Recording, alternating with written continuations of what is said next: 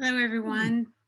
Hi, thank you for joining us today for this joint presentation of Historic Santa Fe Foundation and the University of New Mexico Press.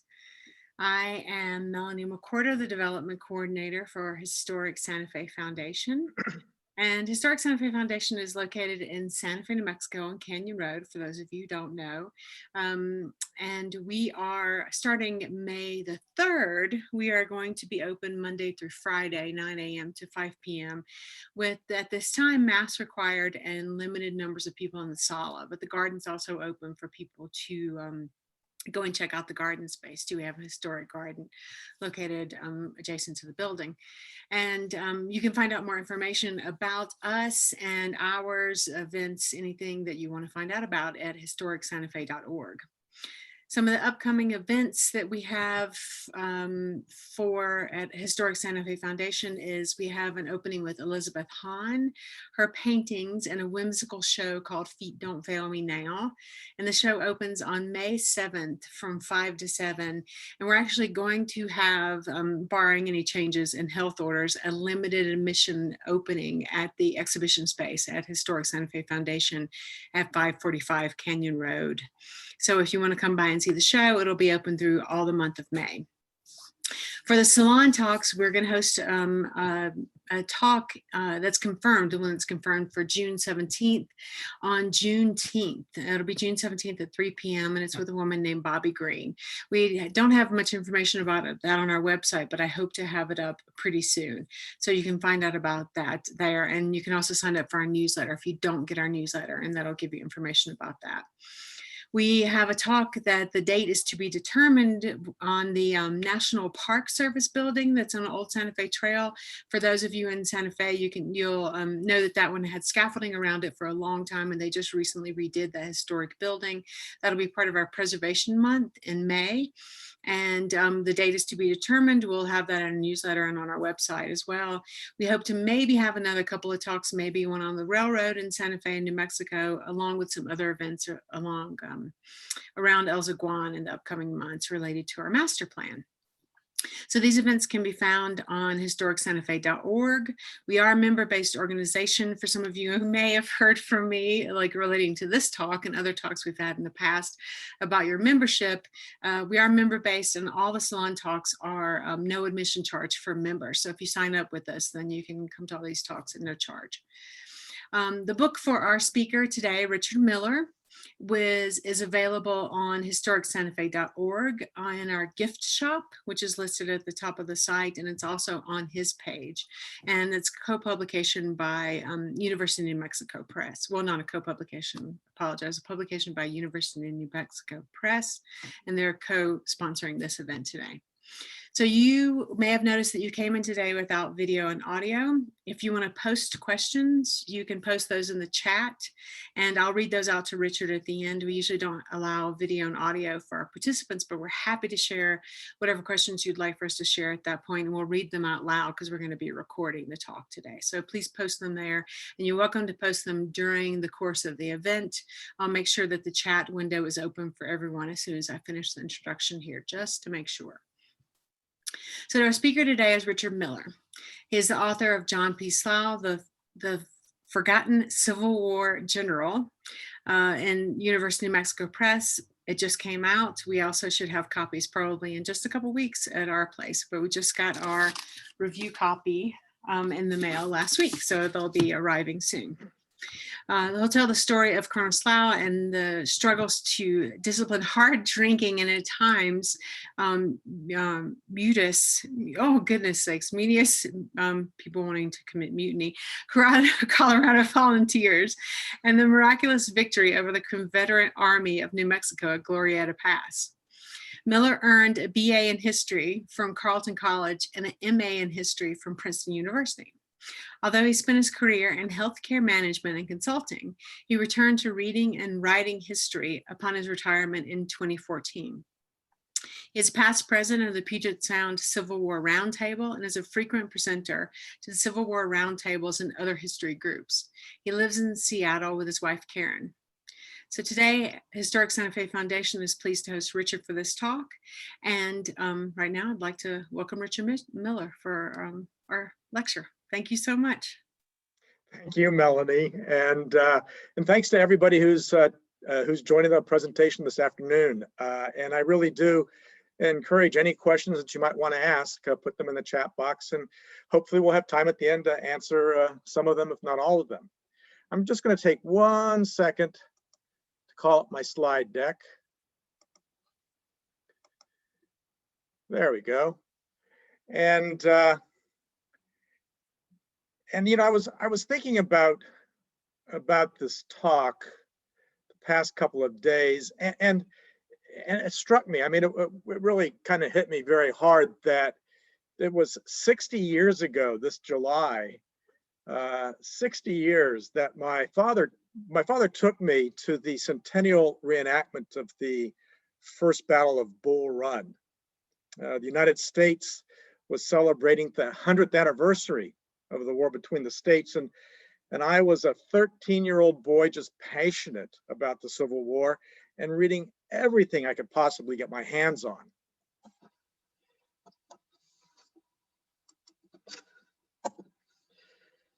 Well, this map is probably familiar to you.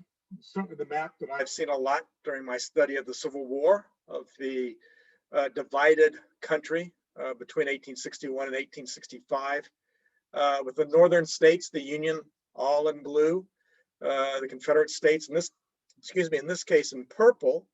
You know, starting here on the eastern seaboard, Virginia, North Carolina, South Carolina, Florida, and then going into what was then known as the Western Theater of the War, Georgia, Tennessee, Alabama, Mississippi, and into the Trans-Mississippi with Arkansas, Louisiana, and Texas. And the Confederacy, you know, at least what we were taught, its western border ended at the western border of Texas. But in fact, for very early in the war, from about July 1861 until July 1862, the Confederacy ran across southern New Mexico, what is now southern New Mexico and what is now southern Arizona, all the way to the California border, and what was known as the Confederate territory of Arizona. Just 3 months after rebel batteries fired on Fort Sumter, in the same month that North and South clashed at the first Battle of Bull Run, a small number of Texans under Lieutenant Colonel John Baylor crossed into New Mexico territory in July 1861. And they forced the evacuation of the federal Fort Fillmore. They captured a significant portion of the fort's garrison, and they established the Confederate territory of Arizona. Now, aside from the fact that Texans had always laid covetous eyes on New Mexico territory, the invasion made sense to the Confederate leadership. Southern New Mexico had a promising climate for the production of cotton, and its population in 1861 consisted of a substantial number of settlers sympathetic to the Southern cause. The area seemed perfect for Confederate expansion. Henry Hopkins Sibley, a career Army officer who had had extensive experience in the American West, explained to President Jefferson Davis in the summer of 1861 that the West actually held far more potential for the Confederacy than just the cotton producing regions of southern New Mexico territory. Sibley argued that a Confederate army could easily subdue the federal forts and supply depots in the remainder of New Mexico territory, and then march north to capture the gold fields in the Rocky Mountains, and maybe even march across Utah and Nevada and California to claim Pacific Ocean ports for the blockaded Confederacy. So with Davis's blessing, Sibley returned to Texas, recruited 3,000 volunteers of mounted infantry, and left San Antonio in October 1861, bound for Fort Bliss, Texas. By January 1862, Sibley and his Confederate Army of New Mexico had entered southern New Mexico, the so-called Confederate territory of Arizona, and appeared destined to attack the federal garrison about 150 miles north called Fort Craig. The fort's commander, Colonel Edward R.S. Canby, a career Army officer just like Sibley, knew that the advancing Texans posed a serious threat to Fort Craig, and so he sent out pleas for reinforcements. One group, known as the California Column, set out from California to help stem the Confederate invasion.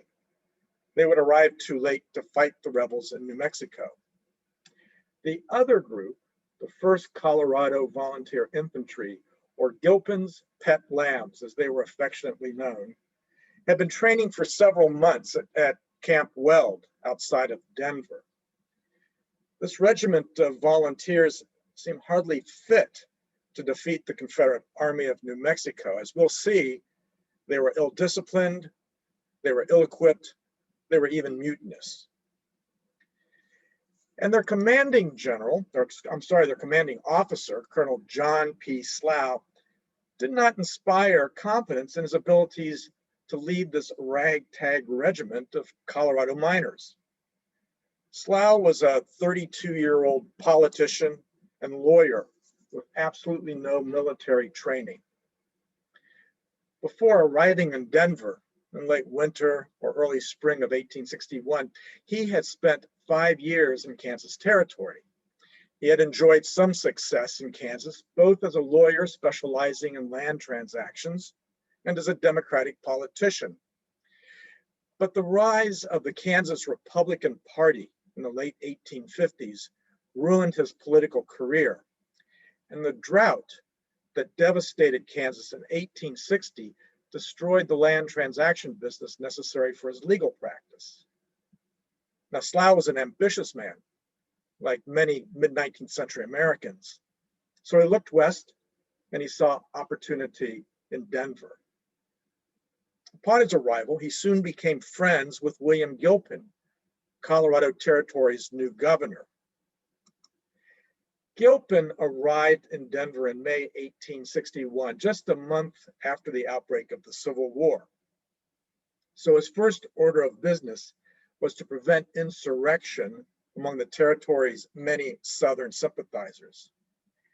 He moved quickly to quash any efforts by secessionists to organize militarily, most notably by attempting to buy up all of the available arms and ammunition in the territory. He also called for the recruitment of 2 companies of infantry in July 1861, opened recruiting offices in Denver and the surrounding mining camps, and commissioned his friend John Slough as the territory's recruiting officer and captain of Company A.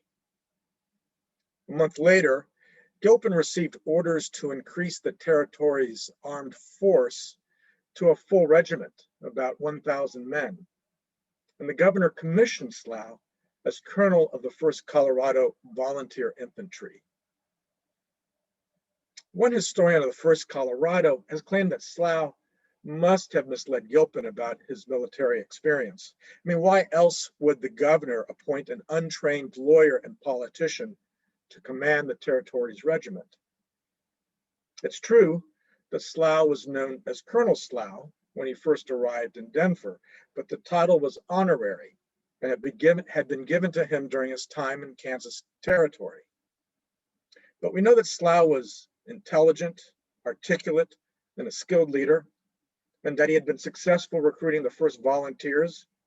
So it's not hard to imagine that Gilpin would turn to his friend, inexperienced as he was, to command the 1st Colorado. Well, Slough had his hands full from his very first moment in command. Gilpin's pet lambs consisted of rugged, independent-minded men, many of them miners who had lived hard scrabble lives in the gold fields before joining the 1st Colorado. The men enlisted out of patriotism for the Union. They enlisted because they believed that going to war would be a great adventure. But they also joined the regiment because they believed that life as a soldier would be a lot easier than life as a miner. They enjoyed drinking, fighting among themselves, raising hell, and above all, resisting military authority. Just a month after Slough had recruited Company A, the men got into a drunken argument over a bar bill with a saloon keeper named Moses Adler. The next evening, one of Company A's members, a soldier named Thomas Rogers, went to Adler's saloon and, standing out in the street, stupidly challenged Adler to come out and fight. Unfortunately for Rogers, who was unarmed, Adler came out of his saloon brandishing a Bowie knife and proceeded to stab the soldier to death. Rogers was probably the regiment's first casualty. 2 months later, in October 1861, Slough had to throw a number of ringleaders into the guardhouse when Company K decided that, without orders, they would go back east to fight the war. And then in November 1861, the same company mutinied when they were informed that they would be organized as regular infantry instead of as mounted infantry. Slough had to disband the company and cashier its captain.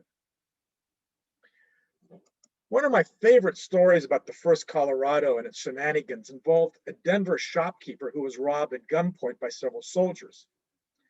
The shopkeeper arrived at Camp Weld shortly after the robbery, demanding that Slough punish the culprits and return the goods that had been stolen from his store. Well, the colonel had a pretty good idea of who was behind the robbery, so he ordered the men to appear before him at headquarters. And in a Civil War version of a police lineup, Slough had the men face the shopkeeper and ask him if he could identify who had robbed the store. Well, the shopkeeper was just about to point out the thieves when one of the men casually pulled a set of brass knuckles out of his pocket. And amazingly, the store owner could no longer remember what the thieves looked like. He left Camp Weld without satisfaction. Slough never recovered the stolen goods, and the soldiers went scot-free. I'm not sure that many Civil War officers could have tamed a group of soldiers as wild as Gilpin's pet lambs. Slough sure couldn't. He had too many strikes against him. He had no experience commanding troops.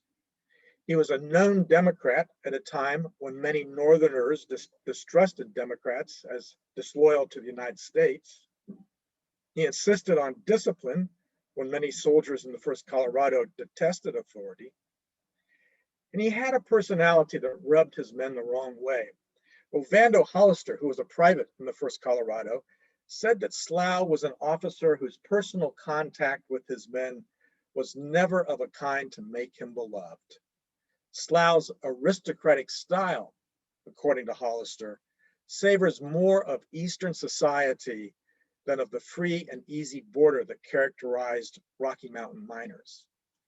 Slough simply did not inspire confidence in his men.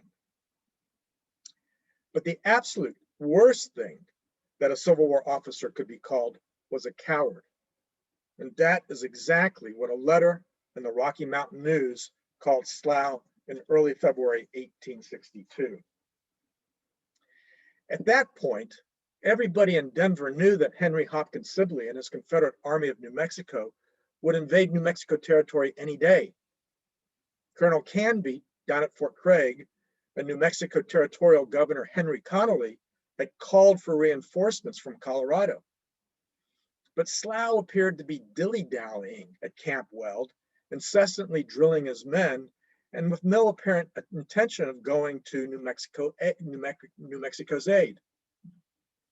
On February 7th, the Rocky Mountain News printed a letter signed by the pseudonymous Union that claimed the reason why the First Colorado had not marched south to reinforce Canby at Fort Craig was because Colonel John Slough, quote, the god of war, the great mogul of the Colorado First, would rather be a living coward than a dead hero. Never mind that Slough had no orders to leave Camp Weld and march to New Mexico. The damage had been done. What many of his men were probably thinking, that Slough was a disloyal coward, had now been stated publicly. On On February 19th, 12 days after Union's inflammatory letter had been printed in the Rocky Mountain News, Slough received the orders to send the men of the 1st Colorado to New Mexico to reinforce Canby. The military situation in New Mexico territory had deteriorated. As expected, Sibley, with an army of about 2,500 Texans, had marched north to Fort Craig, and they camped within a few miles of the federal post. Awaiting the Texans' assault were 3,500 U.S. Army regulars and New Mexico militiamen within the adobe walls of Fort Craig. Sibley decided that Fort Craig's defenses were too strong to breach and chose to flank the fort in hopes of drawing Canby's forces out into the open for battle. On February 21st, Federal and Confederate forces engaged in a day-long battle at a ford on the Rio Grande just north of Fort Craig, a ford called Val Verde. In the battle that seesawed back and forth throughout the day, the rebels eventually broke the Union line and forced Canby's soldiers to retreat back to Fort Craig. But Sibley decided to leave Fort Craig behind and instead marched north to Albuquerque, to Santa Fe, and then to the far northeastern corner of New Mexico territory and Fort Union. Meanwhile, Slough and the 1st Colorado were marching down the Front Range en route to New Mexico territory. Matters had not improved much between Slough and his men, even though Gilpin's pet lambs were headed for war. So let me take up the story at this point from just a brief section of my book.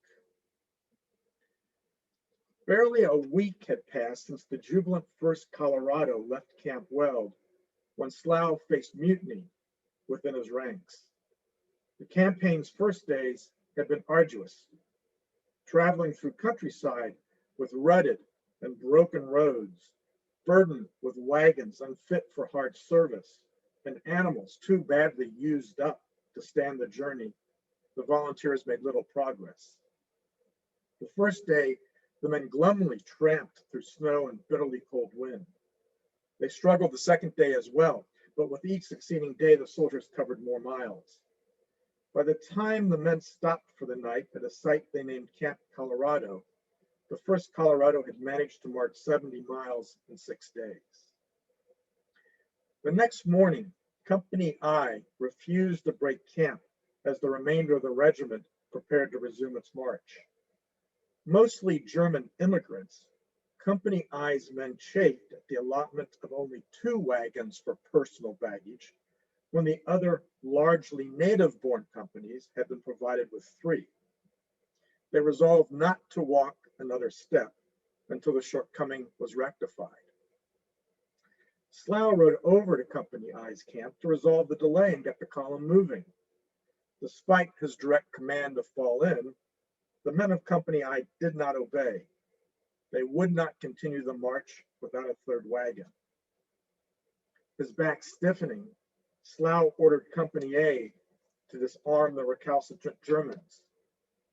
Lieutenant Charles Kerber, Company I's commander and a German himself, directed his men to load their muskets. Glaring up at the mounted Slough, he told his superior officer that no company could disarm them and make them take their place in the line of march. Slough coldly looked down at the obstinate Kerber, pulled his revolver, and ordered Company E to assist Company A in disarming the Germans. Kerber and his men now moved from insubordination to mutiny. Company I pointed their loaded muskets at their colonel, while one of its members menacingly threatened, "You shoot Kerber, and we'll put 60 holes through you." Slough lost his nerve. He turned to Major Shivington, gave orders for the day's march, and rode away. Well, the rest of the march was no less momentous. Come on. The volunteers walked about 300 miles in 2.5 weeks. They had to climb over the 7,800-foot Raton Pass and then, in a series of forced marches, push to Fort Union before the Confederate Army arrived. To make the march even more unbearable, the men endured what was called a mountain hurricane for the last 30 miles of their trek. Even though they'd been told that the rebels had arrived in northern New Mexico and that they were going to imminently attack Fort Union, Gilpin's pet lambs blamed Slough for the hardship of the march. The 1st Colorado was well received by the regular U.S. troops at Fort Union when the volunteers arrived. But Slough, ambitious as ever, quickly alienated the fort's commander, Colonel Gabriel Paul, by insisting that as his commission predated Paul's commission by 4 months, he outranked the West Point graduate and Mexican War veteran. To make matters worse, Colonel Canby had instructed Paul not to move from Fort Union, but to harass the enemy by way of partisan operations. But then Canby sent new orders to Slough, giving him latitude to act independently against the enemy as long as he left nothing to chance. Slough decided that because the orders were silent on remaining at Fort Union, he could take his forces to Bernal Springs, where he would be in a better position to intercept the Confederates on their march to Fort Union. Meanwhile, Confederate General Henry Hopkins Sibley, who had been told that the 1st Colorado was en route to Fort Union, realized that he had to capture the fort before the Coloradans got there. He sent Major Charles Pyron with parts of the 2nd and 5th Texas north to Santa Fe, and Lieutenant Colonel William Scurry with parts of the 4th and 7th Texas northeast to Galisteo. The 2 units would then unite at Las Vegas, New Mexico, before advancing on Fort Union. Glorieta Pass lies about 20 miles east of Santa Fe. You probably all know that. It lies between the Sangre de Cristo Mountains to the north, Glorieta Mesa to the south. And along through the entire pass ran the Santa Fe Trail. At the western edge of the ranch was a ranch. At the western edge of the pass was a ranch, Johnson's Ranch, and then 11 miles away was another ranch, Kozlowski's Ranch. And in the middle, more or less, a third ranch, Pigeon's Ranch. These would all become important in the course of the upcoming battle. There was about a 4-mile stretch at the western end of this section, known as Apache Canyon. Whoops. Sorry about that. The canyon was at that time cultivated, but would soon form a perfect place for an upcoming battle between the Confederates and the Yankees. Well, Pyron and his Confederates arrived at Johnson's Ranch the evening of March 25th. And he intended to enter Apache Canyon the next morning and then advance along the Santa Fe Trail through Glorieta Pass. What he did not know was that an advance force of 400 Federals under Major John Shivington were encamped 11 miles away at Kozlowski's Ranch.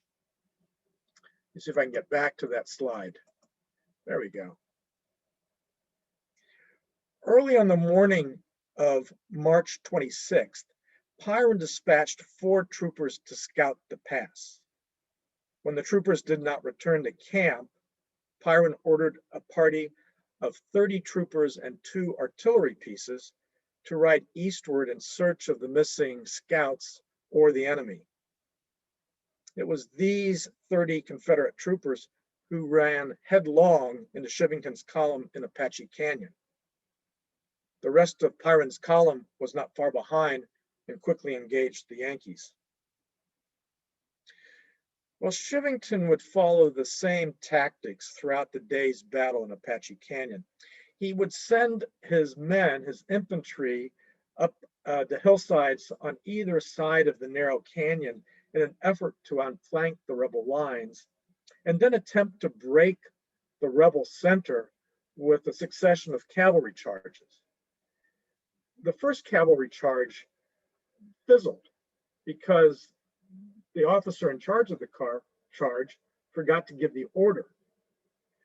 But the second charge had success in crushing the Confederate center and pushing the Confederates back into Apache Canyon farther and farther. I mean, the Union forces clearly had the upper hand, especially at the end of the day. But at dusk, Chivington decided to break off the fight and to return to Kozlowski's ranch. After all, the major did not know the size of the Confederate force he faced, and he decided to avoid engagement the next day, March 27th, and await the remainder of Slough's command to arrive. That respite from battle allowed Lieutenant Colonel William Scurry to bring up the 4th and 7th Texas from Galisteo. Scurry and Pyron's combined forces totaled about 1,300 Confederate soldiers. Slough and the remainder of the Union forces joined Chivington and his command very early on the morning of March 28th. Even though Slough's men had marched 34 miles in the previous 18 hours, Slough gave them no time to rest. At 9 a.m., he and his 1,300 troops departed Kozlowski's ranch with the intention of engaging and defeating the rebel army. Slough and his officers had decided on a battle plan that could have spelled disaster for the Federal forces. Just a few miles west of Kozlowski's ranch, Chivington and almost 500 men branched off from the main column, which continued along the Santa Fe Trail. Slough had sent Chivington and his men across Glorieta Mesa with orders to fall on the Confederate rear just as the main body of Federal troops were attacking the rebel front. Given the extreme difficulty of accomplishing the simultaneous attack without knowledge of the terrain, experienced leadership, or means of communication, let alone the risk of dividing the Union force in the face of the enemy, Slough's plan was dubious at best. Scurry, now in charge of the rebel forces, had no intention of waiting for the Union attack. He moved his men eastward along the Santa Fe Trail, and just about a mile west of Pigeon's Ranch, encountered the lead elements of Slough's 800-man force. The two sides skirmished for about 10 minutes, and then each fell back so that their commanders could assess the situation. Slough quickly ordered his troops into a defensive position, with his right utilizing high ground to the north of the Santa Fe Trail, his south anchored on a small hill that is today called Windmill Hill, and in his center, his artillery and supporting infantry. Well, Scurry's batteries engaged the Union batteries at the center of their lines, while the Confederate lieutenant colonel attempted to flank both the right and the Federal left. The men of the 1st Colorado acquitted themselves well during that morning's fight. On the right, Lieutenant Charles Kerber, the same officer who had stood down Slough's revolver in the dispute over the wagons, noticed a gully, an arroyo, that would enable his men to attack the Confederate left unawares. Kirby led his men up that gully practically to success, only to be smashed at the last minute by a vicious counterattack, an attack that left 1/3 of Company I either killed or wounded. The two Union batteries in the center of the line had success outdueling their Confederate counterparts, but the superior number of Confederate infantry eventually threatened both the right and the left of the Union line. Slough decided to pull his troops back to Pigeon's Ranch, where he placed them again in a strong defensive position. he placed his right flank on Sharpshooter's Ridge to the north of the Santa Fe Trail, and his left flank on Artillery Hill to the south of the trail. In the Union center, he again placed artillery and supporting infantry, but this time behind an adobe wall that ran from the base of Sharpshooter's Ridge across the Santa Fe Trail to the base of Artillery Hill. Slough was undoubtedly worried.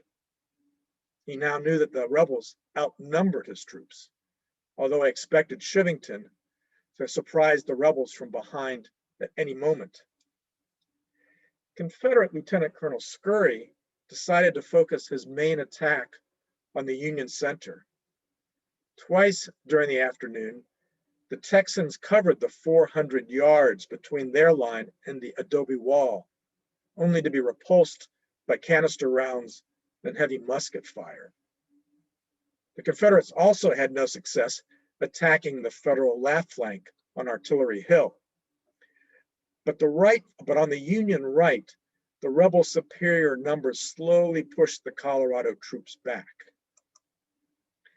By mid-afternoon, the Texans had flanked the Union right to the point where they could pour fire down on the Union infantry and artillery behind the adobe wall. Scurry ordered the third and final rebel charge against the Union center. The commanders of the two Federal batteries, watching the Confederate line storm across those 400 yards, feared that their guns would be overrun. They ordered their men to limber up and pull back the guns. And with the retreat of the two Union batteries, the Federal position had become untenable. Slough ordered his men back 3/4 of a mile to the east of Pigeon's Ranch to form the third defensive line of the day. The rebels half-heartedly tested the Union line, but Scurry, recognizing that his men had been used up, they were exhausted, and that night would soon be falling, decided to call off an attack. Meanwhile, Slough ordered his men back to Kozlowski's ranch, thereby giving up the field of battle. The Texans had apparently won the day. Or had they? What had happened to John Chivington and the remainder of the Federal force?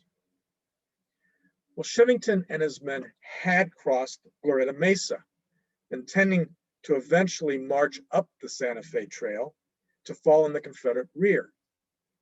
But at Johnson's ranch, they fell upon a much greater prize, the Confederate wagon train. Scurry had failed to properly protect his supply wagons, leaving only a single cannon and a very weak contingent of about 200 sick and wounded rebel soldiers.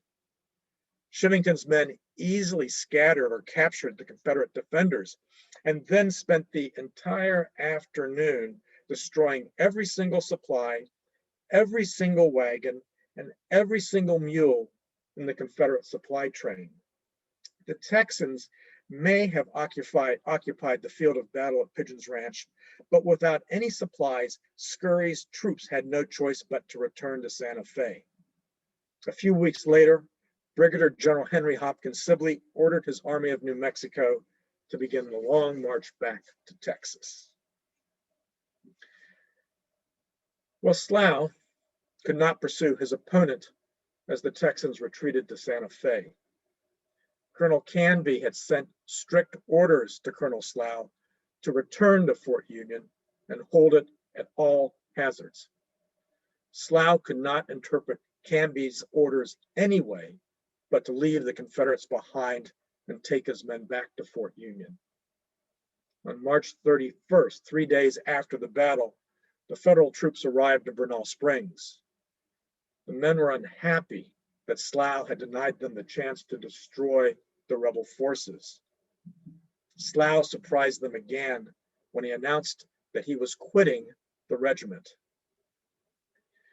Well, many reasons have been given for Slough's abrupt resignation. Ovando Hollister, the private who chronicled the first Colorado's escapades, wrote that Slough had to resign once Canby ordered him back to Fort Union. For Hollister, the order was, quote, a disgrace to obey because it denied the Coloradans the opportunity to crush the retreating Texans. Now, Slough had an impulsive, hot-headed nature, and I can see him smoldering when he received Canby's order to return to Fort Union. The movement seemed more like a retreat, especially to the men of the 1st Colorado, and Slough could easily have decided that he could not tolerate serving under a conservative officer like E.R.S. Canby, so he resigned. Some historians of the New Mexico campaign have argued that Slough's resignation, that Slough resigned because he feared that Canby would court-martial. Canby had ordered him to leave nothing to chance if he decided to engage the rebels. When Slough left Fort Union to find the Texans, he had taken with him most of the garrison's artillery and most of Paul's men. That is hardly leaving nothing to chance. And historians have argued that Slough, knowing that he disobeyed Canby, avoided the possibility of either discipline or even a court-martial by resigning his commission. If you read my book about Slough, you'll see that he suffered a serious personal humiliation as a young man in Ohio. Perhaps he chose to resign his command, excuse me, rather than experience another personal humiliation by being court-martialed. But I don't buy that explanation. Slough was a very confident man. He had just won a key victory over a significant Confederate force. Why would he think that he would be disciplined for beating the Texans and saving Fort Union? Ambition likely played a role in his decision to resign his command. Slough had to realize that his advancement in the Union Army would be virtually impossible commanding troops in some far-off, dusty Western outpost. The war was being fought in the East, and Slough decided that he needed to return east if he wanted to obtain a command that matched his ambition. A brief notice in the Cincinnati Daily Enquirer suggested that a command in a Western fort would be, quote, too inactive to suit Slough. Indeed, Slough's actions seem to confirm this explanation. Just 5 weeks after he resigned his commission, Slough was on board a stagecoach on the first leg of his return to Cincinnati and eventually a command in Virginia. The most astonishing and problematic of the reasons given for Slough's resignation was one that he offered himself. 9 months after the battle at Glorieta Pass, Slough wrote his second in command, Lieutenant Colonel Samuel Tappan, that men from one of the 1st Colorado's companies had fired a volley at him during the engagement at Pigeon's Ranch. As a result, he told Tappan, he feared for his life if he did not resign. One historian of the battle has said that soldiers from Company I, the Germans who had mutinied over the baggage wagons, had fired on Slough during the battle. There's no historical record that supports that assertion, and I have difficulty imagining that soldiers from Company I, after their brutal hand-to-hand fight with the Texans in the gully, turned around to try to pick off their commanding officer a few hundred yards away on Sharpshooter's Hill. I don't know why Slough would have told Tappan that his men tried to frag him. Perhaps he mistook an errant volley during the heat of battle for an attempt on his life. However, exactly 1 year after the battle at Pigeon's Ranch, Slough would tell his officers and friends in Alexandria, Virginia, that the night after the battle was one of the happiest occasions of his life because he had stood at the head of his troops and achieved the victory over the foes of my country. Those aren't the words of an officer forced from command by men trying to kill him. Perhaps all of these reasons contributed to Slough's decision. Anger that Canby's order to return to Fort Union denied him the chance of routing the retreating Texans. fear that he might face formal charges for stripping Fort Union of most of its garrison, apprehension that someone in the ranks might try to harm him, or determination to avoid a career-killing posting far in the West. So on May 6th, Slough left Denver, bound for Cincinnati and his family. Except for one visit, he had not seen his hometown for 5 years, but he didn't stay long. Just 3 weeks after leaving Denver, he arrived in Harper's Ferry, Virginia, to help defend it against a more formidable foe than Henry Hopkins Sibley in the Confederate Army of New Mexico. Within a few days of his arrival, Slough and his newly formed brigade would face Stonewall Jackson and the famous Stonewall Brigade on the outskirts of Harper's Ferry. Thank you very much. It's been my pleasure to give you this talk today. Thanks so much, Richard. That was really great. Do you want to stop the screen share right now? Sure. Okay, we do have one question to start, and then I have a few if we don't have any more that pop up right now.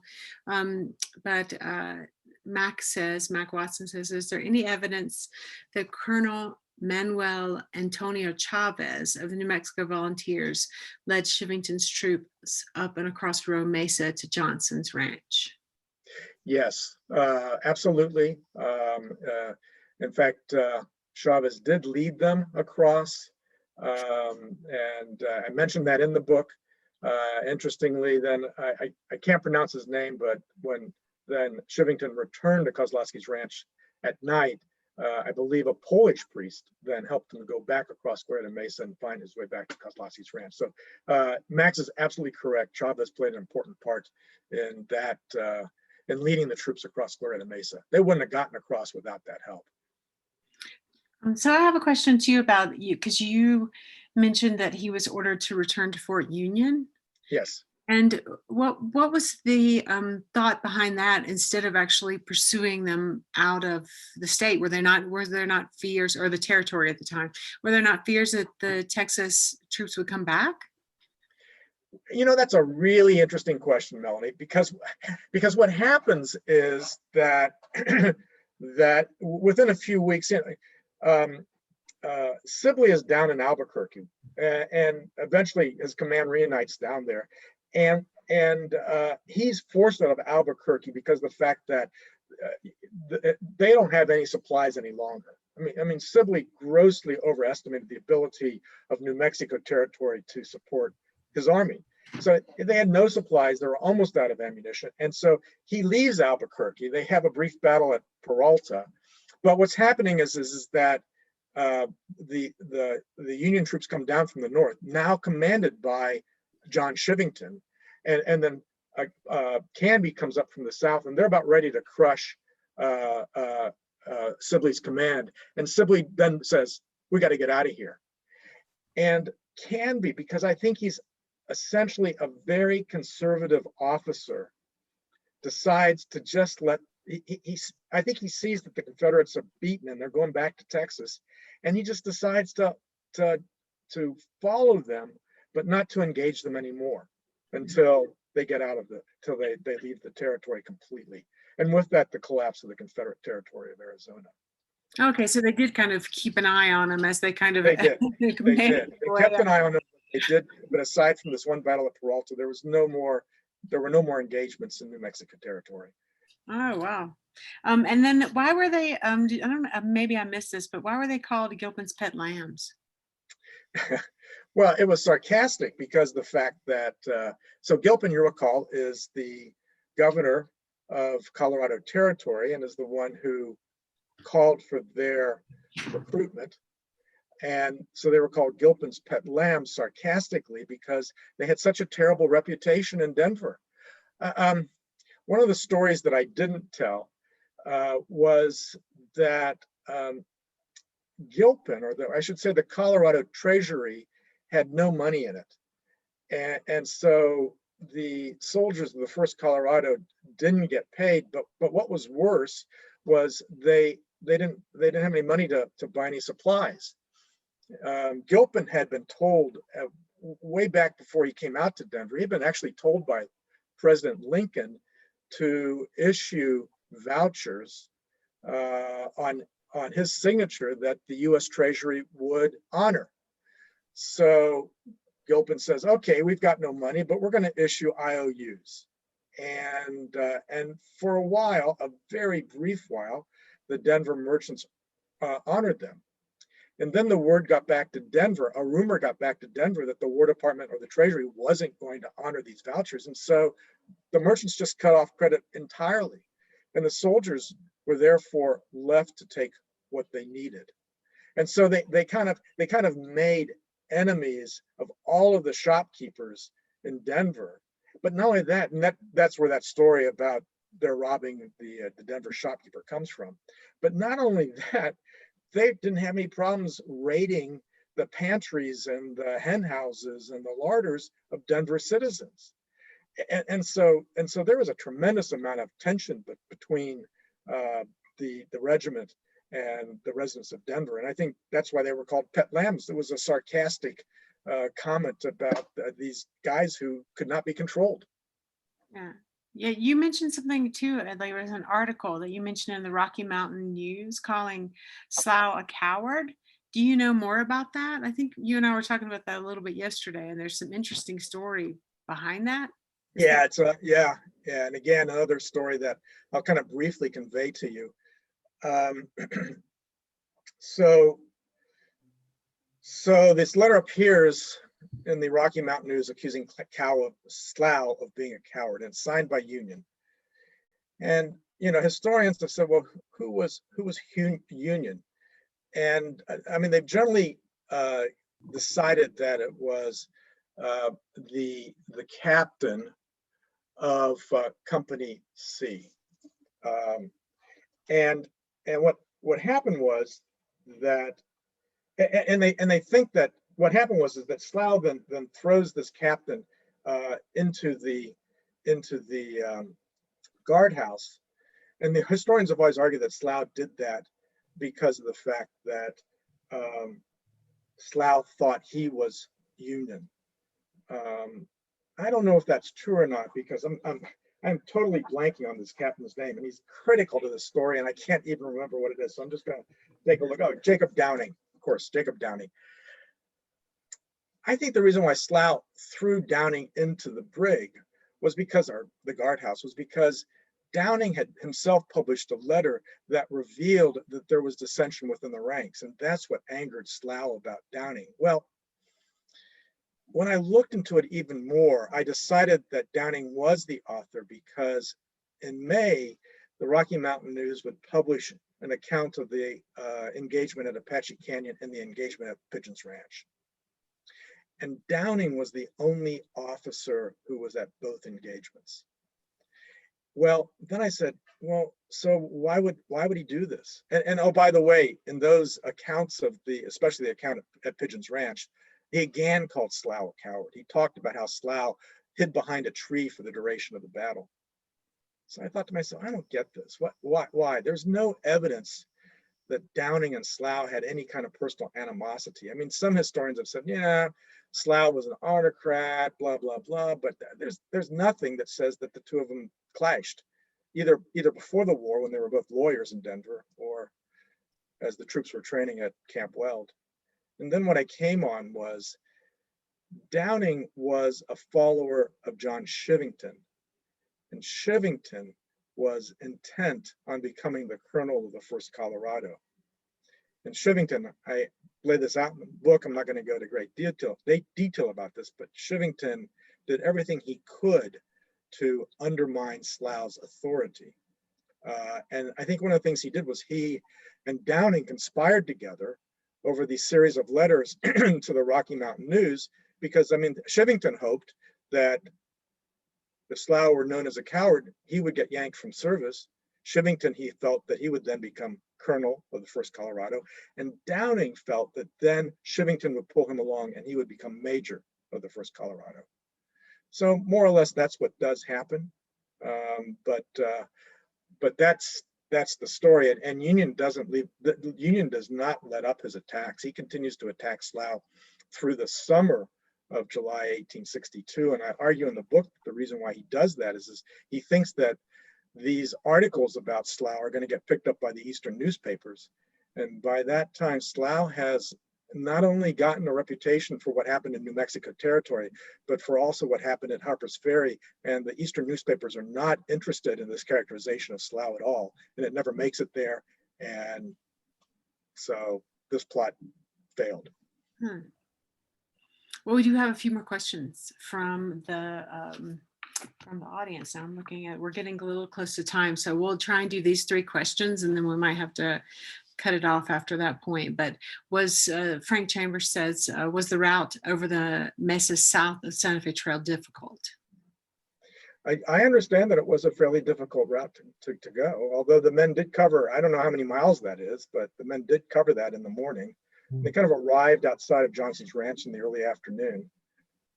So it may have been more difficult because they just kind of didn't know where they were going. If it hadn't been the help of Chavez and then later on this Polish priest, it would have been more difficult. Yeah, I know it's interesting you showing some of the maps. It's like the maps are, very two-dimensional as we're looking at them, but you realize that there's an incredible route that some of them have to travel to get to some of those.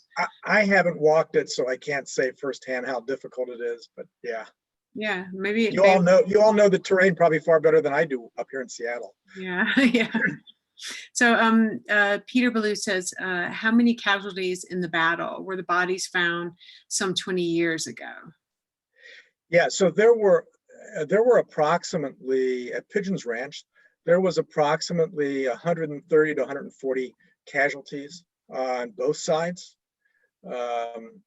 The casualties at Apache Canyon were much less. I think the federal forces lost 15 to 20 men. The Confederates far more. They had about 70 men captured because of the fact that when that cavalry charge broke through the line, then they were able to round up a number of Confederates. But when you think about it, especially if Slough had about 800 or so men at Pigeons Ranch, if he lost 130 men, that's a pretty good percentage of men that he lost in the battle, killed, wounded, and captured. In fact, we do know that some of his men were captured because there were Union prisoners back at Johnson's Ranch when Shivington arrived, who told Shivington that the battle was ongoing at Pigeons Ranch. And I think I'll leave it go at that. There's more I could say about that, but let's get to the other 2 questions. Yeah, but they were outnumbered by like 2 to 1, though, right? Is that what you were saying? They were outnumbered. It's an interesting question. The one historian feels that, in fact, the Confederate forces were far less than 12 or 1300.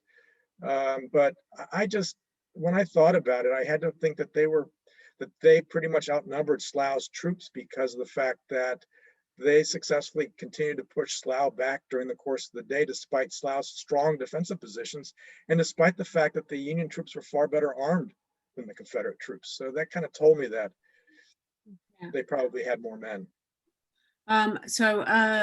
Were the Colorado Volunteers at Glorieta the same troops with Shivington at this is a big one. Sand Creek?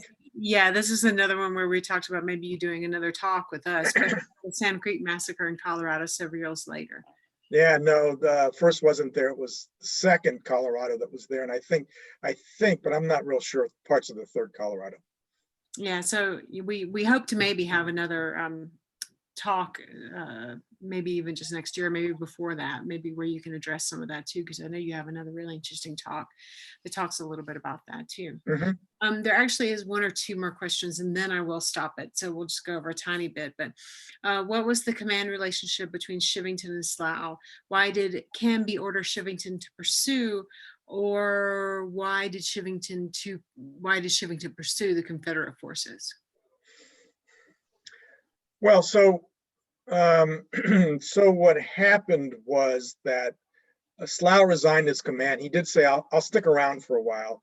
It wasn't very many days before Canby, having received a petition from the men of the First Colorado, jumped Shivington over Lieutenant Colonel Samuel Tappan and appointed Shivington commander of the 1st Colorado. Now, I mean, I think so. I think at this point, what happens is they leave Fort Union or thereabouts, and they march. Then they march down towards Albuquerque, and it was down in Albuquerque, outside of Albuquerque, that the two forces between Canby's forces and Shivington's force reunite. So at that point, Shivington is now subordinate to Canby, and so it would be Canby who would be making the decision about whether or not the Union troops would engage the retreating Confederates. If that's the question. Yeah, I think that's it. But and there's one that I think George Stevens asked: are there any incidents of any of the armaments or supplies having been discovered still? So I think he may mean like contemporary discoveries, or yeah, yikes. I as somebody made this reference that several years ago. I think you said 20, Melanie, but I don't really recall how many. There was some excavations done at the battlefield, and remains were discovered at that time. It's, I mean, there's no, what's strange is that Glorieta Pass, the battlefield there is part of the Pecos National Monument. And as if I recall correctly from being at the visitor center at Pecos National Monument, I don't even think it has any discussion there of the battle whatsoever. It's a really strange process where you got to be persistent, because you have to ask a ranger, and the ranger has to give you the code and give you the directions so you can get past the gate to get into the Glorieta battlefield and all that. But I don't think that there's like a display case of cannonballs and things like that. And we wanted to do, pre-COVID, we wanted to do some sort of tour. We were kind of working on that, maybe, a relatively open ticketed tour where people would get to go around the battlefield. But maybe we'll work on that for next year when it warms up a little bit again, when everybody can go. Yes. So great. Well, thank you so much. Is there anything else you wanted to add before we head out for today, Richard? No, thank you. Thank you very much for the opportunity. Appreciate it. Yeah, and thanks everyone for attending. It was a really great talk and really greatly appreciated. If you want to get a copy of the book, we do have some coming probably in about a week or so, and you can order them on our website, or you're welcome to email me too if you want to. So yeah, thank you so much. That was fantastic. All right. Bye. Have a nice day. Have a nice evening.